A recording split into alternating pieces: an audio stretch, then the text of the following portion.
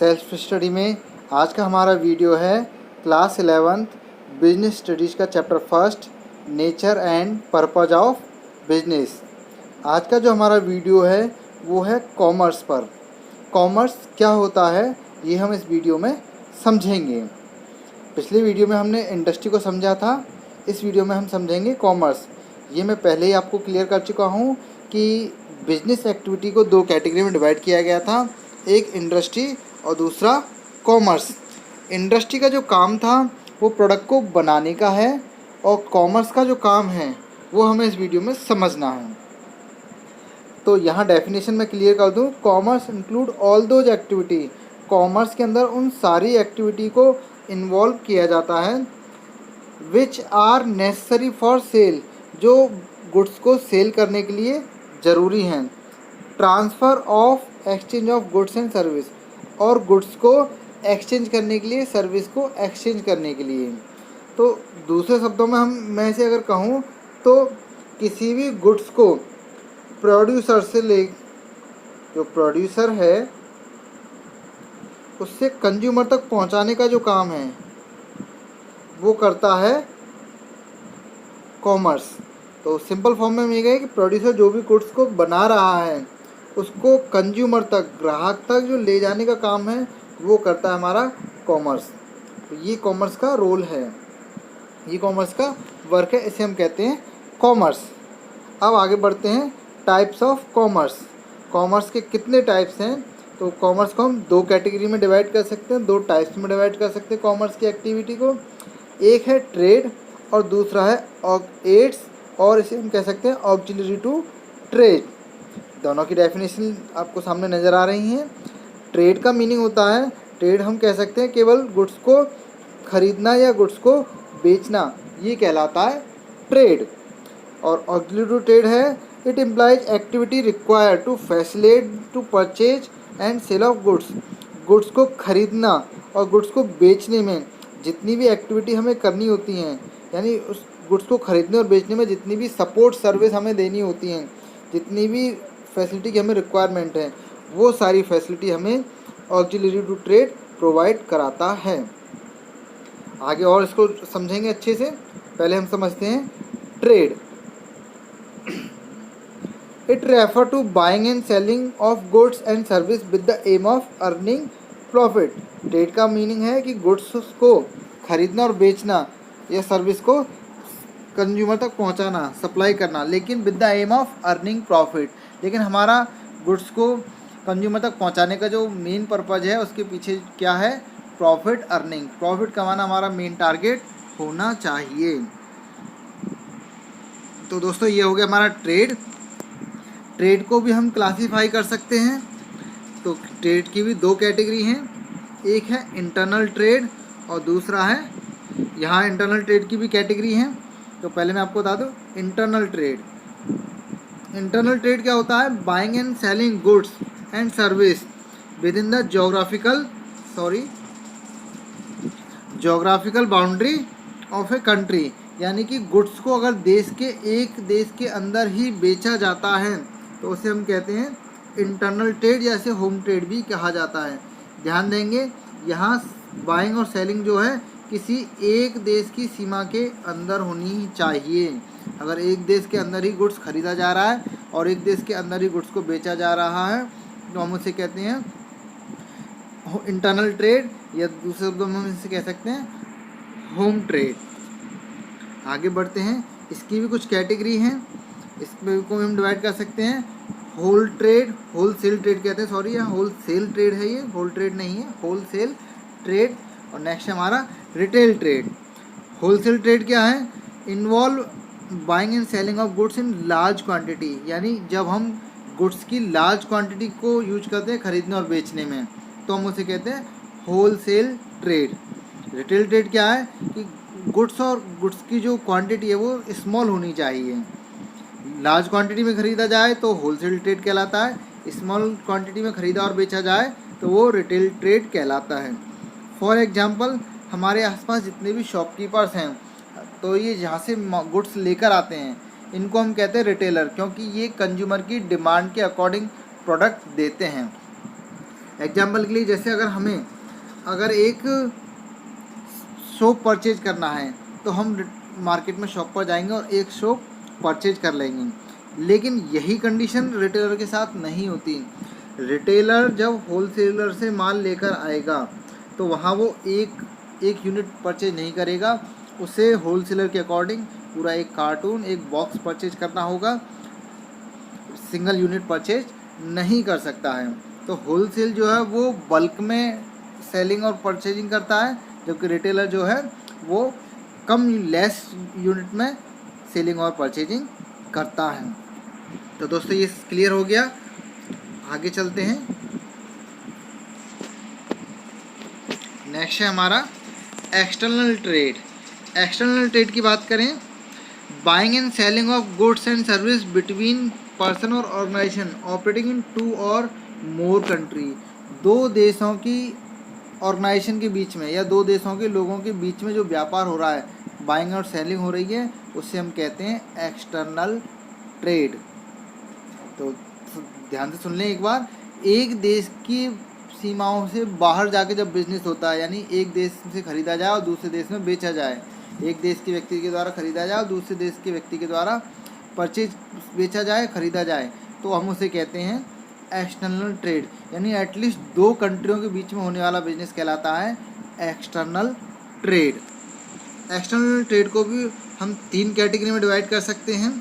इसमें पहला है हमारा इंपोर्ट ट्रेड, दूसरा हमारा एक्सपोर्ट ट्रेड और तीसरा हमारा एंट्री पोर्ट। तीनों को ध्यान से समझेंगे। इंपोर्ट मीन्स होता है परचेज करना। तो इस बिजनेस में हमें it refer to purchase of goods from a foreign country. विदेशी कंट्री से हमें माल परचेज करना है, गुड्स परचेज करना है और इसे अपने देश के अंदर सेल करना है। For example, purchase of toys from China into India is the case of import trade. हम चाइना से गुड्स को परचेज करते हैं और अपने देश के अंदर उन्हें सेल करते हैं, तो इसे हम कहते हैं इंपोर्ट ट्रेड। हम उनको मॉडिफाई भी कर सकते हैं, हम उनको चाइना से परचेज करते हैं और उसके बाद उनमें कुछ मॉडिफिकेशन करना है, कुछ चेंजेस करना है, तो हम अपने हिसाब से चेंज करके फिर यहाँ उनको सेल करते हैं। तो ये कहलाता है हमारा इंपोर्ट ट्रेड। इसी के जस्ट अपोजिट है एक्सपोर्ट ट्रेड। अगर हम अपने देश से गुड्स को बाहर सप्लाई करते हैं, फॉरेन में सप्लाई करते हैं, तो ये हमारा कहलाता है export trade. Sale of tea from India to Japan is the case of export trade. हमारे देश में चाय की पैदावार बहुत ज़्यादा होती है, ये आप सभी जानते हैं। तो हम चाय को जापान में एक्सपोर्ट करते हैं। तो इस तरह की जितनी भी एजेंसियां हैं जो हमारी चाय को विदेश भेज रही हैं, तो वो एक्सपोर्ट एजेंसियां कहलाती हैं, वो एक्सपोर्ट का बिजनेस कहलाता है। आगे देखते हैं। तीसरा हमारा entry port. It refer to import of goods for the purpose of export to the other country. ये क्या है, इसमें हमें क्या करना है, एक देश से गुड्स को परचेज करना है, कम कॉस्ट पर गुड्स को परचेज करना है, मे बी उसमें मॉडिफिकेशन कर सकते हैं या फिर उसे उसी वे में हमें किसी और कंट्री को सप्लाई करना है मोर कॉस्ट पर, और बीच में हमें अपना प्रॉफिट अर्न करना है। तो ये कहलाता है एंट्री पोर्ट। अब आपके दिमाग में एक क्वेश्चन आ रहा होगा, ऐसा क्यों करेंगे कि हम एक देश से लेकर दूसरे देश, क्या वो देश डायरेक्ट वहाँ नहीं सेंड कर सकता है, माल को सप्लाई कर सकता है? तो इसमें कुछ सिचुएशन ये है कि हमारे टर्म्स किसी कंट्री के साथ अच्छे हैं, किसी के साथ नहीं हैं। तो उस कंडीशन में क्या है, या दूसरी कंट्री जिस कंट्री में हम गुड्स को सेल कर रहे हैं वो कंट्री बहुत रिच नहीं है, हमारे टर्म्स के साथ अच्छे हैं, हमारे साथ उसका क्रेडिट बिजनेस है, उधार का बिजनेस है, लेकिन जिस कंट्री से हम माल परचेज कर रहे हैं, गुड्स परचेज कर रहे हैं, उसके साथ उस कंट्री के टर्म्स अच्छे नहीं हैं। फॉर एग्जांपल, एक कंपनी है ए, एक देश है ए, उसको बी कंट्री के साथ उसका ट्यूनिंग नहीं है, लेकिन ये बी कंट्री जो है गुड्स प्रोड्यूस करती है, ए को गुड्स चाहिए, हम यहाँ हैं सी, तो हम क्या करेंगे, यहाँ से गुड्स को परचेज करेंगे और फिर यहाँ हम गुड्स को सेल कर देंगे, क्योंकि इन दोनों कंट्री के बीच में जो ट्यूनिंग है वो अच्छी नहीं है, या इनमें डिस्टेंस ज़्यादा है, या बी कंट्री ए कंट्री को गुड्स सप्लाई नहीं करना चाहती, या ए कंट्री बी कंट्री से गुड्स नहीं खरीदना चाहती, तो वहाँ डेवलप होता है एंट्री पोर्ट ट्रेड। या इन दोनों के बीच में डिस्टेंस ज़्यादा होने की वजह से, या ये बल्क में देना चाहती है बी कंपनी ए को और ए बल्क में नहीं खरीदना चाहती, तो इस कंडीशन में हम इस बिज़नेस का फ़ायदा उठा सकते हैं। हम बी कंपनी से लार्ज अमाउंट में गुड्स परचेज करके ए कंपनी को उसकी डिमांड के अकॉर्डिंग हम गुड्स को सप्लाई कर सकते हैं और यहाँ हमें अपना प्रॉफिट कमा सकते हैं। ठीक है दोस्तों, तो यहाँ आपको सारी चीज़ क्लियर हो गई। इंपोर्ट विदेशों से माल खरीद कर अपने देश में बेचना, एक्सपोर्ट अपने देश से माल को विदेशों में बेचना, सप्लाई करना, एंट्रीपोर्ट एक देश से गुड्स परचेज करना और दूसरे देश में गुड्स को बेचना, ये कहलाता है हमारा एक्सपोर्ट ट्रेड। नेक्स्ट है हमारा एड्स और ऑक्सिलरी टू ट्रेड। तो कॉमर्स की हमने दो कैटेगरी पढ़ी थी, अभी मैंने बताया था कॉमर्स को हम दो कैटेगरी में डिवाइड कर सकते हैं, एक ट्रेड और एक ऑक्सिलरी टू ट्रेड। ट्रेड का काम क्या है कि गुड्स को खरीदना और बेचना, buying and selling of goods. लेकिन गुड्स को कंज्यूमर तक पहुंचाने में जो हेल्प करता है वो है हमारा ऑक्सिलरी टू ट्रेड। ये वही काम करता है जो इंडस्ट्री में टर्शरी इंडस्ट्री काम करती है, वही यहाँ पर ऑक्सिलरी टू ट्रेड करता है। सीधे सीधे शब्दों में समझे तो ये वही है, बिल्कुल डिक्टो, बस इसका केवल नाम चेंज किया गया है। तो यहाँ शॉर्ट डेफिनेशन आपको नज़र आ रही है। It refer those activity which facilitate the purchase and sale of goods. ये गुड्स को खरीदने और बेचने में जो सुविधाएं देता है उसे कहते हैं हम ऑक्सिलरी टू ट्रेड। तो यहाँ पे आपको नाम नीचे नज़र आ रहे हैं, देख सकते हैं, मैं अंडरलाइन कर देता हूँ, सर्कल बना देता हूँ। Transport, communication, banking, finance, insurance, warehousing, advertising. तो यही सारी इंडस्ट्री थी हमारी टर्शरी इंडस्ट्री, यही है ऑक्सिलरी टू ट्रेड। तो ये सारी चीज़ें वही करता है जो हमारा टर्शरी इंडस्ट्री करती थी। तो ये क्या है, गुड्स को कंज्यूमर तक पहुंचाने में हेल्प करता है। सेम जैसे ट्रांसपोर्ट है तो गुड्स को पहुंचाने के लिए ट्रांसपोर्ट की ज़रूरत पड़ेगी, कम्युनिकेट करने के लिए कम्युनिकेशन की ज़रूरत पड़ेगी, पैसे के लिए लेन देन के लिए हमें बैंक की ज़रूरत होगी, और भी पैसा चाहिए तो हम उधार लेने के लिए, लोन लेने के लिए हमें फाइनेंस इंस्टीट्यूशंस की ज़रूरत होगी। गुड्स का नुकसान ना हो जाए, लॉस ना हो, रिस्क, तो उस रिस्क से बचाने के लिए इंश्योरेंस कंपनियां हैं। गुड्स को स्टोर करने के लिए हमारे पास वेयर हाउसिंग है, और अपने गुड्स का एडवर्टाइज करने के लिए हमारे पास एडवर्टाइजिंग एजेंसी हैं। तो दोस्तों ये हुआ ऑक्सिलरी टू ट्रेड। आगे बढ़ते हैं, नेक्स्ट है हमारा रोल ऑफ कॉमर्स। कॉमर्स का रोल क्या है इसके अलावा, ये तो हमें समझ में आ गई। कॉमर्स का जो काम है गुड्स को सप्लाई करना है प्रोड्यूसर से कंज्यूमर तक, तो इसके अलावा और क्या रोल प्ले करता है, तो ध्यान से देखेंगे। Commerce play a vital role by removing the following hindrances in the exchange of goods and service. तो कॉमर्स जो है वो एक बहुत बड़ा रोल प्ले करता है, सारी हिंड्रेंस कहते हैं समस्याओं को, बाधाओं को, रुकावटों को। तो ये गुड्स को, सर्विस को कंज्यूमर तक पहुंचाने में जितनी भी रुकावटें हैं, जितनी भी समस्याएं, जितनी भी बाधाएं हैं, उन सबको दूर करने का काम कॉमर्स करता है। तो कौन कौन सी समस्याएं आती हैं इनको ये दूर करता है, तो हिंड्रेंसेज ऑफ पर्सन्स, सबसे बड़ी जो समस्या आती है लोगों के टच की प्रॉब्लम आती है।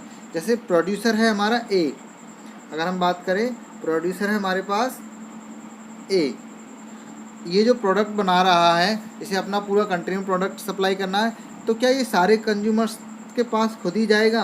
मानो हमारे पास कंज्यूमर 1 2 3 3 कंज्यूमर्स, तो ये सबके पास जाएगा, और भी हैं, तो ये अगर सबके पास जाएगा तो ये सबसे कैसे बात करेगा, कैसे अपने गुड्स को सप्लाई करेगा, इसका पूरा समय चला जाएगा। तो इसको ये नहीं करना है, ये सभी के पास नहीं जा सकता। तो इसके लिए हमारे पास कॉमर्स में कुछ एजेंसी जो मैंने अभी आपको बताई थी, तो वही एक एजेंसी है ट्रेड।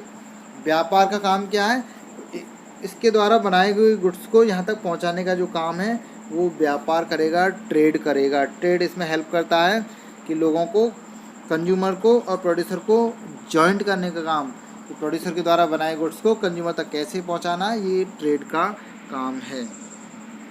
तो दोस्तों ये क्लियर हो गया हिंड्रेंस ऑफ पर्सन, क्योंकि ना तो प्रोड्यूसर कंज्यूमर को जानता है, ना ही कंज्यूमर प्रोड्यूसर को जानता है। ये इट में भी इसको इस तरीके से समझा जा सकता है कि सपोज प्रोड्यूसर हमारा उत्तर भारत में है और जबकि कंज्यूमर हमारा दक्षिण भारत की तरफ है, साउथ में है, तो सोच कर देखिए कि वो कैसे गुड्स को परचेज करेगा। वो जानता भी नहीं कि हमारा नॉर्थ में, हमारे अगर दिल्ली की बात करें, नोएडा की बात करें, यहाँ कंपनी है, यहाँ फैक्ट्री लगी हुई है, तो वो कैसे प्रोडक्ट को परचेज करेगा। लेकिन हम देखते हैं कि प्रोडक्ट साउथ में भी सेल हो रहा है, केरल है, साउथ इंडिया, ऑल इंडिया में हमारा प्रोडक्ट बिक रहा है, तो उसे पहुंचाने का काम जो है वो हमारा ट्रेड करता है। आगे बढ़ते हैं, नेक्स्ट देखते हैं हिंड्रेंसेस ऑफ प्लेस। प्लेस की समस्या को भी कॉमर्स दूर करता है। कैसे कि अभी जो हमने उदाहरण लिया था उसी उदाहरण को देखें, दिल्ली में प्रोड्यूसर है और केरल में हमारा कंज्यूमर रहता है, तो इतनी दूर तक वो कैसे गुड्स को लेने आएगा? अगर वो खुद लेने आएगा तो सोचो उसे कितना टाइम लगेगा गुड्स को लेने के लिए और फिर वापस पहुंचने के लिए, बहुत सारा समय जाएगा। इस समय को ही बचाता है हमारा ट्रांसपोर्ट। आज ट्रांसपोर्ट एजेंसी जो हैं वो गुड्स को ले जाकर वो कंज्यूमर की सिटी तक पहुंच जाती हैं और वहाँ से कंज्यूमर उसे आसानी से होलसेलर और रिटेलर के द्वारा परचेज कर लेता है। तो कॉमर्स के आने से एक समस्या दूर हो गई है जो है हिंड्रेंस की। इसीलिए मैं आपको बता दूं, पुराने समय में अगर हम ओल्डन टाइम में देखें तो पहले मार्केट लगा करते थे, मंगल बाज़ार, बुध बाज़ार, या गांव में हाट लगा करती थी। उसमें क्या होता था कि वो मंथली लगा करती थी, वीक में, मंथ के लास्ट में या मंथ के स्टार्टिंग में 10 दिन या 15 दिन। तो पूरा गांव या पूरा शहर या आसपास के 4-10 गांव मिलकर क्या करते थे, एक बार वो हाट लगती थी, उसमें सारे व्यापारी वर्ग आते थे, पूरे महीने में उन्होंने जो भी कुछ बनाया है वहाँ सेल करते थे। तो लोग एक बार आते थे और सारा सामान लेके जाते थे। लेकिन अब समय बदला है, लोगों को डेली चीज़ें चाहिए, लोगों के पास समय नहीं है 15 दिन को वेट करने का। तो इसीलिए आज ट्रांसपोर्ट समस्या को दूर कर दिया है। आज हम जब चाहे किसी भी प्रोडक्ट को ख़रीद सकते हैं, हमारे आसपास सारे प्रोडक्ट अवेलेबल हैं। ट्रांसपोर्ट के आने से सारी चीज़ें हर शहर तक पहुंच चुकी हैं। पहले ये समस्या थी क्योंकि ट्रांसपोर्ट नहीं था तो चीज़ें दूर गांव तक नहीं पहुंच पाती थी, केवल 1 गांव 2 गांव या 4-5 गांव तक ही चीज़ें पहुंच पाती थी। तो कॉमर्स ने एक दूरी की समस्या को ख़त्म किया है। आगे देखते हैं, नेक्स्ट है हमारा हिंड्रेंस ऑफ टाइम। समय की भी प्रॉब्लम को दूर कर दिया है कॉमर्स ने, क्योंकि कंज्यूमर बहुत दूर है और हमारा प्रोड्यूसर बहुत दूर है। अगर दोनों एक दूसरे के टच में आएंगे तो समय बहुत जाएगा। जैसे अगर आज मुझे सपोज कीजिए मैं मथुरा में रहता हूँ और अगर प्रोड्यूसर आगरा में है, तो मैं आगरा अगर लेने जाऊँगा तो मेरा 1 घंटा आने का, 1 घंटा जाने का, और फिर गुड्स को परचेज करने में समय, यानी मुझे किसी प्रोडक्ट को ख़रीदना है तो कम से कम 2 से 3 घंटे मुझे अपने स्पेंड करने होंगे। तो इस समस्या से कॉमर्स ने हमको निजात दिला दिया है। आज वेयर हाउसिंग के थ्रू, आज वेयर हाउसिंग खुले हुए हैं हर शहर के अंदर। किसी को भी दिक्कत है वो प्रोड्यूसर ज़्यादा से ज़्यादा गुड्स को प्रोड्यूस करे और स्टोरेज और वेयर हाउसिंग में अपने गुड्स को स्टोर करा सकता है। अभी आगरा और मथुरा तो बहुत नियरेस्ट है। हम और दूर का एग्जांपल ले लें, जैसे पहला हमारा था कि अगर नोएडा में कंपनी है तो कंपनी क्या करेगी, माल को ज़्यादा क्वांटिटी में बनाएगी और केरल में जहाँ की डिमांड अभी नहीं आ रही है, थोड़ी थोड़ी करके आ रही है, डिमांड फ्यूचर में जनरेट होगी, तो वहाँ वेयर हाउसिंग में अपने माल को, अपने गुड्स को स्टॉक करा देगी। जब भी डिमांड जनरेट होगी तो उन्हें व्यापारियों को, उन बिजनेसमैन को नोएडा नहीं आना है, उन्हें अपने ही शहर में वेयर हाउसिंग से स्टॉक परचेज कर लेना है, जिससे उनका समय बच जाएगा। तो दोस्तों देखा, कॉमर्स के आने से हमें इस समस्या से भी निजात मिल गई, हमें समय की भी आज़ादी मिल गई, हम जब चाहे जल्दी से गुड्स परचेज कर सकते हैं। एक और समस्या कॉमर्स ने दूर की, वो है रिस्क की, हिंड्रेंस ऑफ रिस्क। हम दोस्तों जानते हैं कि गुड्स अगर हम बना रहे हैं एज ए प्रोड्यूसर, अगर हमारी फैक्ट्री में हम गुड्स बना रहे हैं तो गुड्स में आग लग सकती है, जल सकता है, चोरी हो सकता है, बाढ़ भूकंप आ जाए, तो बहुत सारी चीज़ें। अभी हम गुड्स को सप्लाई कर रहे हैं ट्रक के थ्रू, ट्रक का एक्सीडेंट हो जाए तो इस तरह से हमारा बहुत सारा गुड्स जो है साल में गुड्स का हमें लॉस हो सकता है। तो इस लॉस से हमें बचाता कौन है? कॉमर्स। कॉमर्स कैसे बचाता है? तो इसके लिए देखिए, कॉमर्स हमें बचाता है इंश्योरेंस के थ्रू। हम अपने गुड्स का इंश्योरेंस करा सकते हैं। इनकेस अगर गुड्स का कुछ लॉस होता है तो इंश्योरेंस कंपनी हमको पे कर देती है और हम एक बहुत बड़े रिस्क से बच सकते हैं। दोस्तों आगे देखें, इसके अलावा फाइनेंस की समस्या को भी, बाधा को भी कॉमर्स ने दूर कर दिया है। वो कैसे? अगर आज हमें अपने बिजनेस के लिए बहुत सारे पैसे की ज़रूरत है, प्रोड्यूसर को अपने बिजनेस के लिए बहुत सारे पैसे की ज़रूरत है, तो आज देश के अंदर बहुत सारी बैंक और बहुत सारे फाइनेंशियल इंस्टीट्यूशन हैं जो लोन प्रोवाइड करते हैं। तो वहाँ से हम लोन ले सकते हैं। ये ऑक्सिलरी ट्रेड हमें हेल्प कर रही हैं इसमें। बैंकिंग और फाइनेंसिंग इंस्टीट्यूशन है, ये हमें ईजीली लोन प्रोवाइड करा सकते हैं बिजनेस के लिए। तो हम यहाँ से लोन लेकर अपने बिजनेस को रन कर सकते हैं। ठीक है दोस्तों, और देखते हैं और कौन सी समस्या कॉमर्स ने हमारी दूर कर दी है। और एक सबसे बड़ी समस्या हमारी दूर होगी, इंफॉर्मेशन। पुराने समय में हमें अगर हम देखें, जब टीवी नहीं थे, रेडियो नहीं थे, न्यूज़पेपर भी इतना प्रचलित नहीं था, चलन में नहीं था, तो लोगों को ये नहीं पता होता मार्केट में कौन सा प्रोडक्ट चल रहा है, अच्छा कौन सा है। लेकिन आज टीवी, रेडियो, मोबाइल्स के आने से हमें पता है, जब भी कोई नया प्रोडक्ट मार्केट में आता है तो उसका एडवर्टाइज हम देख लेते हैं टीवी पर, तो हमें पहले से ही पता चल जाता है कि कौन सा प्रोडक्ट नया मार्केट में आ रहा है। तो इससे हमें क्या है, इससे भी आज बिज़नेस को बहुत हेल्प मिली है। कॉमर्स के थ्रू हम सारी बिज़नेस की इन्फॉर्मेशन को लोगों तक पहुंचा सकते हैं। लोगों को भी एडवर्टाइज के थ्रू नए नए प्रोडक्ट की इन्फॉर्मेशन आसानी से मिल जाती हैं। तो आज ये समस्या भी ख़त्म हो गई है। लोगों को अवेयर करने की जिम्मेदारी प्रोडक्ट के लिए आज एडवर्टाइजिंग ने ले ली है। एडवर्टाइजिंग कंपनियां हैं देश के अंदर बहुत सारी, जो प्रोडक्ट का ऐड करती हैं और प्रोडक्ट की सारी जानकारी कंज्यूमर तक पहुंचाती हैं। तो दोस्तों, ये है कॉमर्स का रोल। यहाँ मैंने आपको कॉमर्स की कैटेगरी बता दी, कॉमर्स के टाइप्स बता दिए।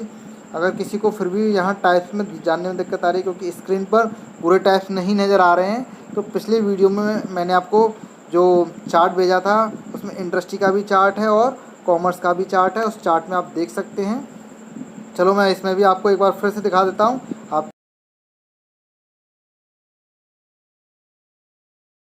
चार्ट यहाँ भी देख सकते हैं और उससे आपको कॉमर्स एकदम से क्लियर हो जाएगा। तो दोस्तों, आज का वीडियो आपको कैसा लगा मुझे कमेंट बॉक्स में ज़रूर लिखकर बताएं।